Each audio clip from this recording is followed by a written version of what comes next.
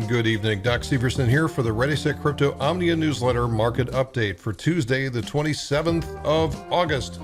Looking at Bitcoin here again, we are going nowhere anytime fast right now and just consolidating, building up a tremendous amount of power and energy in these markets as it just continues to coil.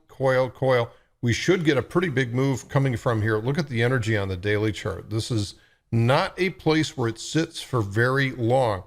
This is like a pressure cooker just sitting there, heating up, and eventually this thing is going to pop. Now, which way is it going to go? I don't know. And that's the thing with markets. You never know what's going to happen tomorrow. You can look at things like the trend and say, well, it should go in the direction of the trend. But I'll tell you what, for every time that we've seen a major trend going in this direction, which we are, I have seen so many times where it will actually go in the opposite direction very briefly and cause just a massive short squeeze to the upside. Markets have a way of baiting people into doing the obvious thing like, oh, well, this is of course going to go higher from here. And then all of a sudden what happens is it starts to rip to the downside because it's not doing exactly what everybody is thinking. And everybody by that point is levered up with way too big a position size, and they're all of a sudden on the wrong side of it. So they become their own worst enemies. And this is why price moves in the manner that it does against the herd. Now, looking over here at Coinbase Pro and looking at the depth of market, we have really a very solid buy wall down here. So this is why the price really isn't going anywhere. It's just every time it starts to go down, there's more demand that just sort of fills the gap.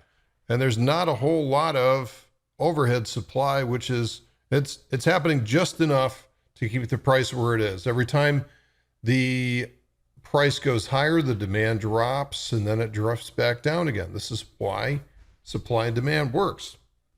So something that I'm going to look for in the next coming few days here, and it's going to happen quickly because starting next week, I am traveling. I'm going to be going to Southeast Asia with MAV for a conference. It's going to be very, very difficult for us to do anything about this.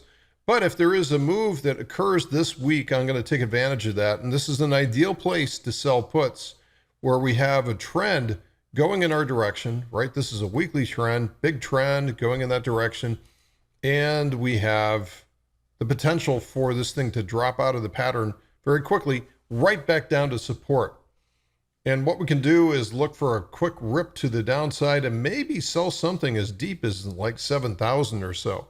That should be really safe. Now, the problem is when we look at the options here, and oh, by the way, I don't have any positions left for 30 August. So both of those puts that I sold, one at 9,000, one position at 9,000, the other position at 10,000. Both were exited early for a pretty good profit. Now for the 9,000, that was obviously a much better. I just took a cheap exit today just to say, look, there's 3 days left in this position. There's no way that I want to allow myself to take a loss on this position. There's no way that I want a quick 1,000-point move to come down and put me in jeopardy for not making money on this position. Right? It just doesn't make sense sometimes to hang in there and be stubborn about it. The 10,000 strike position that we took as far as the short put, we got about 50% of the potential profits for that position, and it's just too close to the money. There's just too much hand-to-hand combat with the position. But all it takes is just, as you get down to the final days, all it takes due to gamma is just quick little move to the upside, boom, you're out. Just enough normal volatility will allow you an elegant exit on these positions if you have a limit order in place. Now, you might look at this and say, well, there's nothing to sell. Well, that's because we're looking at 30 August with about 3 days left. But if we go out at least a month, there's the 27 SEP.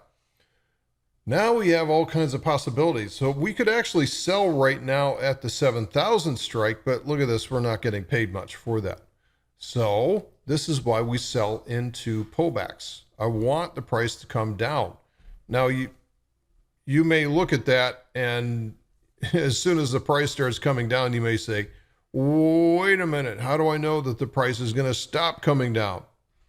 Maybe it would be better to sell puts as the price starts to rise away from it. Well, that's true.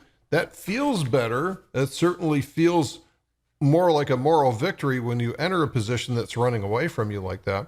However, the problem is when you see the price rising like this, implied volatility just goes out into the dumper. The risk premium just absolutely squeezes out of these positions because the price is going higher. So this is the implied volatility portion of that component. If you don't know what I'm talking about, go check out the options class that I just finished this month. So this is why I like to enter on pullbacks down to support. Pullbacks down to support. So if we do see a pullback down to about 9,000 or so, these things are going to light right up. All kinds of premium in there. So they're going to light right up, and we should be able to get a pretty decent. So right now with the price at about 10,000, right now about 10,000, if it drops another 1,000 points, then the price will be about this level at 8,000, but it should be higher than that. It should be higher than these levels here because of the fact that implied volatility is going up. So watch for that. Watch for that over the next couple of days. And if I do see something worth taking, I'll post that in the community trades in our Discord server. Okay, guys, that is it for tonight's report. That's all I have. Not much else going on. Be prepared for the pullback. Thanks for listening. We'll see you tomorrow.